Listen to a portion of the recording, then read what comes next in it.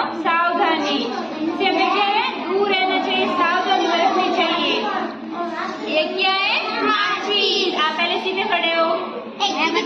माचिस है ये, इससे क्या होती है, आग उत्पन्न होती है।